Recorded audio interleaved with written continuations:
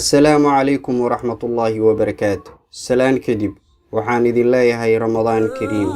Maanta waxaan ka hadli doonaa calaamadaha lagu garto in kombiyuutarkaaga hacking lagu sameeyay. Ku soo dhawaada mowduuca maanta. Hackersku caadi uma sheegaan dhibanayaashooda in ay jabsadeen inta badan. Markay hackers helaan gelitaanka kombiyuutarkaada si ay u qabsadaan shaqadooda wasaqda ah, ma doonayaan cidna inay ogaato habkaas, waayo waxay ku soo noqon karaan waqti kale si ay macluumaad kale kaaga helaan. Sababtaas awgeed waxaa laga yaabaa inaadan ogeyn haddii kombiyuutarkaaga mar hore la jabsaday, laakiin waxaa jira calaamado faraku-tiris ah oo muujinaya in hacker uu kugu soo xadgudbay. Haddii mid ka mid ah astaamahan lagu arko kombiyuutarkaaga, waxaa tahay dhibane aan ogeyn dhibkiisa. Sidaa daraaddeed, waxaa wanaagsan inaad wax ka ogaato si aad tallaabo degdeg ah u qaado. Waxaa suuragal ah inaad la kulantay waxyaabaha soo socda: in qof ka isticmaalo mid ka mid ah xisaabaadka bangiga. Xatooyada xisaabaadka ee dhanka internetka ayaa caan ah. Haddii aad ku isticmaasho kaararka amaahda khadka tooska ah, taasi waxay noqon kartaa calaamad muujinaysa in hacker uu ahaa dambiilaha. Waxaa kugu bilaabanaya inaad hesho fariimo aad u tiro badan. Saaxiibadaadu waxay bilaabayaan inay kuu sheegaan inay ka heleen iimaylo qariib ah oo aadan weligaa dirin, ama aad ku aragto fariimo diristaada kuwa ku jiro oo aadan adigu dirin.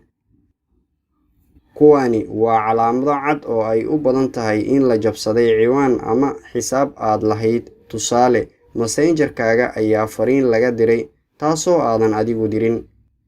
Barnaamijyo cusub ayaa kombiyuutarkaaga ku soo degaya. Adigu maadan iibsan, mana aadan ku shuban, laakiin waxaa ogaatay in barnaamij cusub lagu duubay kombiyuutarkaada.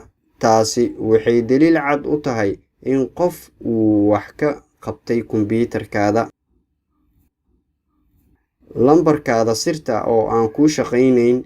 Haddii uu shaqayn waayo password-kaada asagoo ku saxan si lama filaan ah, jooji ku celcelinta. Isku day inaad soo celiso oo aad recovery number ama email u isticmaashid soo gelista ama soo celinta, waayo taasi waxay la micno tahay in la jabsaday kombiyuutarkaada kadibna la bedelay soo gelitaanka koontadaada. Waxaad dareemaysaa dhaqdhaqaaq qalad ah kaasoo aadan adigu samayn. Qaar ka mid ah burcadda internetka waxay si toos ah u maamuli karaan kombiyuutarkaada, waxayna u xakameyn karaan sidii ayagoo dul fadhiya. Arrintani haddii aad aragto, isku day inaad u kaashato dadka cilmiga kombiyuutarka garanaya si loo xakameeyo. Gabdhaheena Soomaaliyeed maalmahan waxaa badan in la fadeexaysto ama siro laga hayo lagu adoonsado oo wax walba looga samaysto. Arrintaas waxaa qayb ka ah in faylal ama macluumaad laga jabsaday laga hayo, kuwaasoo mobile ama ciwaankeeda ugu jiray. Waxaa jiro astaamo kaloo badan. Kuwani waxaan u soo xushay waa astaamo nagu badan. Maalin ayaa saaxiibkay ii yimid iina sheegay in kombiyuutarkiisa shaashadda loo soo saaray akoon Bitcoin ah. Waa haddii uu doonayo inuu furo ama isticmaalo kombiyuutarkiisa. Waxaa lagu yiri iska bixi lacagta, micnaha waa la hacking gareeyay. Shaashadda kombiyuutarkiisa ayaa dalabka lacagta lagu qoray, mana isticmaali karin ilaa uu bixiyo lacagta ama uu dhaqo kombiyuutarka. Tiritaanka kombiyuutarkaada ma sahlana mararka qaar, waayo waxaa macquul ah inay kugu jiraan macluumaadyo qaali ah. Ugu dambeyn, waxaa iga su'aal ah, weli ma la jabsaday ciwaan ama koontadaada aaladaha social media? Fadlan ha hilmaamin inaad subscribe saartid channelka, sidoo kale like saar muuqaalkan, share-tana ha ka hilmaamin. Intaasi waan kala mudannahay. Waxaan ku leeyahay assalaamu calaykum waraxmatullaahi wabarakaatu.